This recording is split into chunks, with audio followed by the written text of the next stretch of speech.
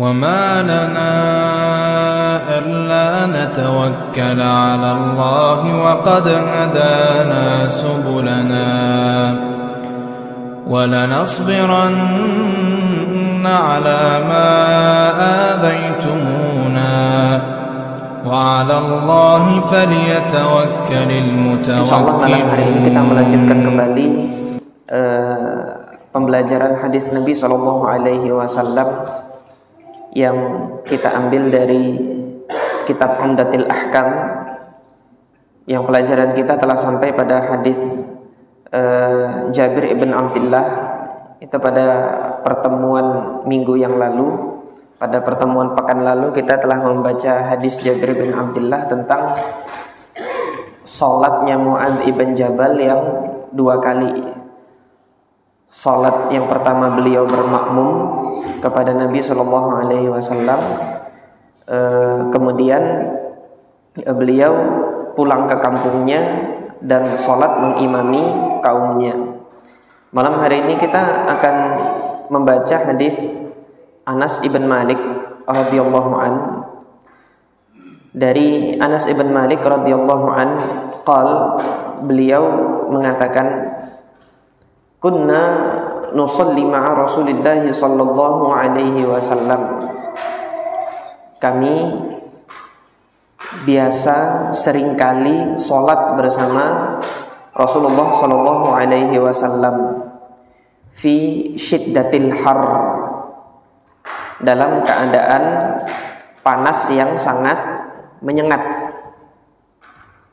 Fa idza lam yastati' ahaduna an yumakkina jabhatahu minal ard, jika salah seorang dari kita ada yang tidak sanggup untuk meletakkan keningnya di atas tanah karena saking panasnya itu tanah ikut panas, basata saubahu, maka mereka yang tidak sanggup untuk meletakkan jabhahnya itu menghamparkan saubnya atau menghamparkan bajunya. Fasajada alaihi, dan kemudian Rasulullah para sahabat yang tidak mampu untuk meletakkan keningnya itu, beliau sujud di atas bajunya tersebut. Jamaah yang dirahmati oleh Allah Subhanahu wa taala, saub atau baju yang dimaksud di dalam hadis ini, ketika saub itu disebutkan di dalam hadis-hadis Nabi sallallahu alaihi wasallam, maka makna yang sering kali dimaksudkan itu adalah, saub itu yang dimaksudkan adalah dua helai kain.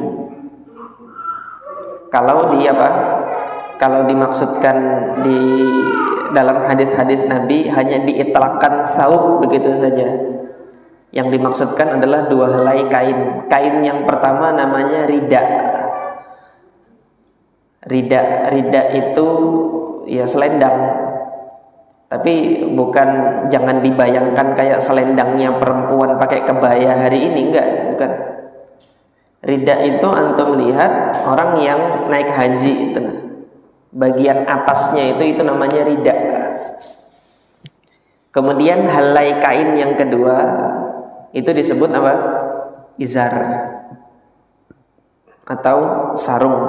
Nah, dua helai pakaian ini ketika dikenakan berbarengan itu disebut thaub, gitu. Itu disebut thaub. Ini yang sering dimaksudkan dari apa? Dari istilah thaub. Tetapi terkadang thaub itu juga dimaknai dengan pakaian yang berjahit, yaitu komis. Nah, jadi thaub itu ada dua maksud ya. Maksud yang pertama adalah dua helai kain rida dengan izar, yang mana dua-duanya ini tidak berjahit. Dia kain saja yang dibentangkan. Kain dibentangkan, yang bagian bawah itu diikat di pinggang, kemudian yang bagian atas itu diselimutkan. Ini maksud yang pertama. Nah, maksud yang kedua, dan ini jarang ketika diungkapkan di dalam hadis-hadis Nabi lah ya. Jarang ini maknanya apa yang dimaksudkan saub, yang dimaksudkan yang kedua ini dia adalah apa? Qamis dan sirwal. Qamis itu adalah pakaian dzu kummin, yang ada kumnya. Kum itu nih lengan, ini bagian penutup lengan. Untuk memasang penutup lengan dengan bagian atas itu kan dijahit.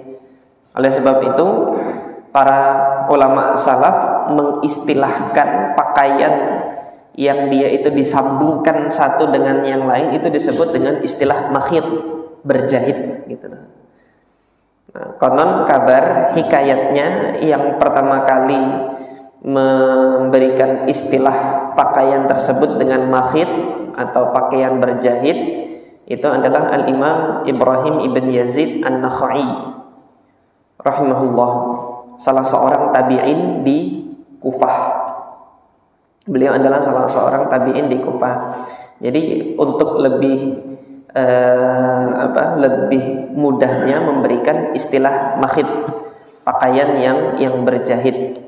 Nah, nanti ini pembahasannya kepada pembahasan ihram haji. Kalau antum sering mendengar jamaah haji itu tidak boleh memakai pakaian yang berjahit gitu kan. Nah, terus pakai sabuk. Sabuknya kan ada jahitan, itu gimana? Nah, ini perlu runut kembali. Istilah berjahit itu bukan yang dikasih benang begitu, enggak. Tapi istilah berjahit itu adalah pakaian yang membentuk anggota-anggota tubuh. Dia ada lengannya, ada tangannya, menutupi bagian tubuh yang membentuk anggota gerak, itu yang disebut dengan makhit. Nah, ini istilah makhit seperti itu. Nah, kita kembali kepada hadis ini. Nah, maka ketika antum melihat hadis ini, ketika para sahabat itu tidak mampu untuk sujud karena tanah yang menjadi alas sujud itu sangat panas di hari yang terik, mereka meletakkan pakaian mereka.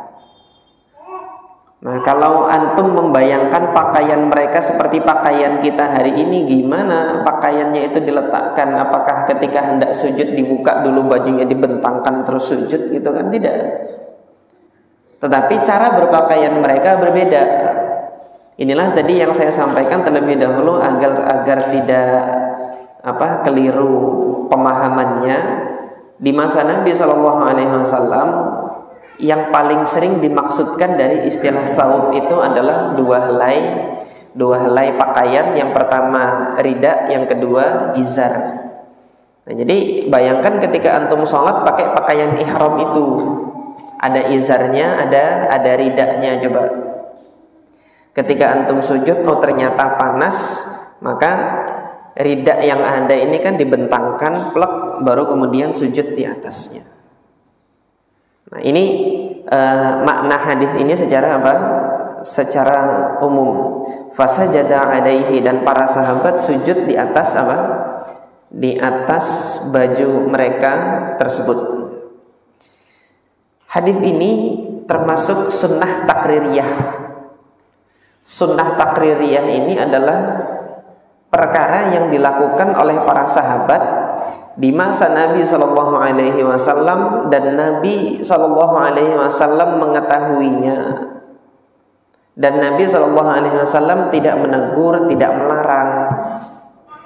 Artinya yang demikian ini hukumnya adalah boleh.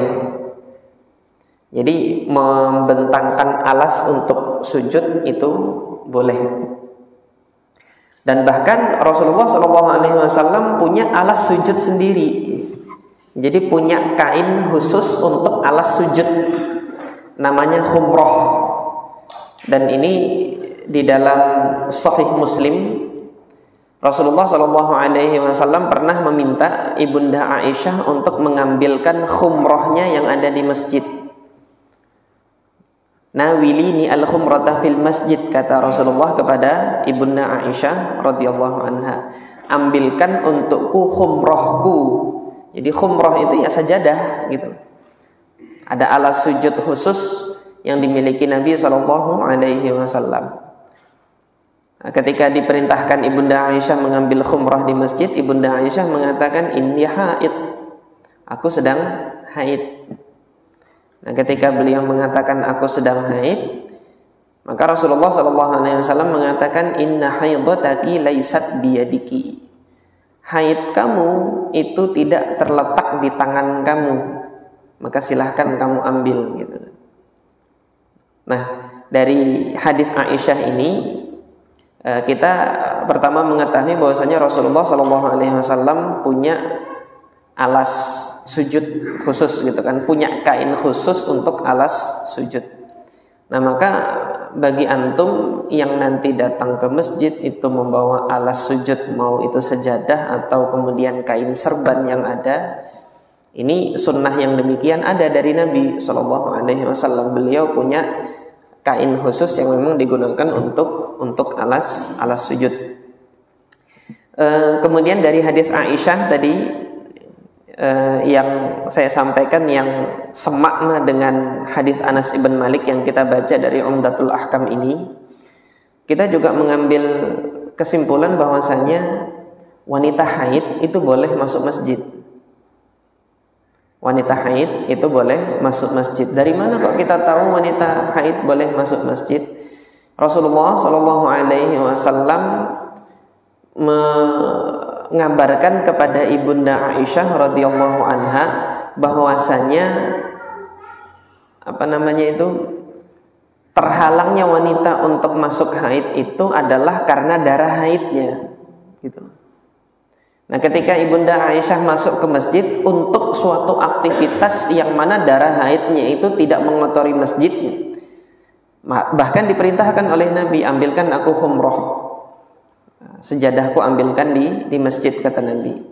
Nah, Ibunda Aisyah mengatakan aku sedang haid. Nabi mengatakan haid kamu bukan di tangan kamu, karena aktivitas mengambil sejadah itu menggunakan tangan, bukan menggunakan anggota badan yang ada darah haidnya. Jadi seperti itu. Nah, maka dari sini ini mumpung membahas hadis Aisyah tadi, saya sampaikan perbedaan pendapat para ulama mengenai boleh tidaknya wanita haid dan orang junub masuk masjid. Jadi di sini ada yang saya ingat ada 3 pendapat. Pendapat jumhur ulama boleh masuk masjid, tapi sebentar saja, jangan lama-lama. Adapun berdiam diri bagi wanita haid berlama-lama di masjid ini nggak boleh. Ini jumhur ulama, mayoritas para ulama tidak membolehkan. Kemudian pendapat yang kedua boleh secara mutlak, mau sebentar saja, mau lama-lama itu boleh. Ini pendapat yang demikian ini pendapatnya Al-Imam Ibnu Hazm dan kemudian muridnya Imam Syafi'i yaitu Al-Imam Al-Muzani rahimahumullah. Kemudian pendapat yang ketiga ini melarang sama sekali, sebentar aja nggak boleh. Nah, ini ada riwayat dari Atha ibn Abi Rabah rahimahullah, salah seorang tabi'in di Mekah. Jadi ada 3 pendapat ini. Mayoritas para ulama membolehkan, tetapi hanya untuk sekedar keperluan saja, jangan berlama-lama. Nah, adapun dalam hemat saya yang paling kuat di antara 3 pendapat ini, wanita haid masuk ke masjid itu boleh secara mutlak, mau dia sebentar saja atau lama-lama, asalkan dia bisa menjamin darah haidnya tidak mengotori masjid. Kenapa? Karena tadi Nabi SAW menetapkan illah terhalangnya wanita haid masuk masjid itu bukan karena keadaan haidnya, tetapi kekhawatiran darahnya itu mengotori masjid. Karena di masa Nabi SAW kan teknologi pembalut tidak seperti hari ini, gitu. Di antara wanita itu ada yang darah haidnya banyak dan mereka hanya mengenakan kain pembalut biasa yang itu berpotensi untuk tembus dan mengotori masjid. Oleh karena itu mayoritas para ulama melarangnya. dan boleh sebentar saja, karena waktu sebentar itu adalah waktu yang diperkirakan wanita itu tidak kecil kemungkinannya dia mengotori masjid kalau waktunya itu sebentar saja. Maka jumhur ulama melarang dalam waktu lama. Kenapa? Karena berpotensi untuk mengotori masjid. Nah, untuk hari ini alhamdulillah dengan adanya teknologi pembalut wanita yang seperti itu, kalau masuk masjid memang diperlukan untuk mendengar ceramah, untuk mendengar pengajian, itu wanita diperbolehkan meskipun dia dalam keadaan haid. Dasar dalilnya tadi hadis riwayat Imam Muslim itu tadi. Ketika Nabi SAW mengatakan haid kamu bukan di tangan kamu. Artinya yang dimaksudkan terhalangnya wanita masuk masjid itu karena darah haidnya yang mengotori masjid. Kalau bisa dijamin, dipastikan darah haidnya tidak mengotori masjid, silahkan seorang wanita itu untuk berada di masjid.